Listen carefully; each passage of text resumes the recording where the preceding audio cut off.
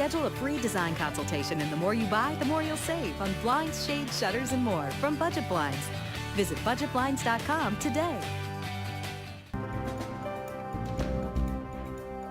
Welcome back. Premier Brad Wall says it's regrettable how a First Nations leader reacted to his comments in the wake of a tragic fire on Makwasagagan. The interim chief for the Federation of Saskatchewan Indian Nations said in a press release that the Premier used the fire to attack First Nations leaders.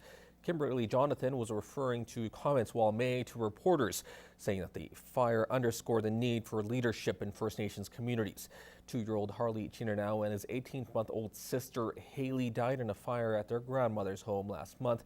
Chief Richard Ben of the Makwasagagan First Nation said his reserve has a working fire truck, but they didn't have enough money for proper equipment or to train crews to use it. The volunteer fire department in nearby Loon Lake was called but didn't respond because service to the reserve had been cut weeks earlier over unpaid bills.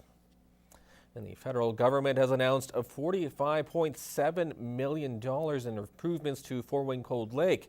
Associate Minister of Defense Julian Fantino made the announcement today and says $14 million will go towards building a new health services center that will have medical, dental, and physiotherapy. Another $15.8 million will also go to upgrading the existing airfield and resurfacing the runways. The 50-year-old housing units will also get $16 million for repairs to the exteriors and upgrading in materials such as roofing materials with longer-lasting materials. The base in Cold Lake currently has 6 jets deployed to Syria as part of the operation fighting ISIS. Well, school may be out for a winter break at the Lloydminster Catholic Division, but some students are still spending their day in the classroom. Here's more on the winter literacy camp at Father Gorman Elementary in this week's Beyond the Classroom. He was out to prove the world that he was right. The halls may be empty for winter break at Father Gorman's school, but don't tell that to these group of grade 3s and 4s. Each of these young learners decided to give up a day of their vacation to get ahead when it comes to literacy. I love reading because it kind of makes me feel like I'm with the book, I'm in the book. This just gives me more time to read. Spending the day learning about different types of books and getting involved in hands-on activities, the Winter Literacy Camp is similar to programs the school has hosted in the past.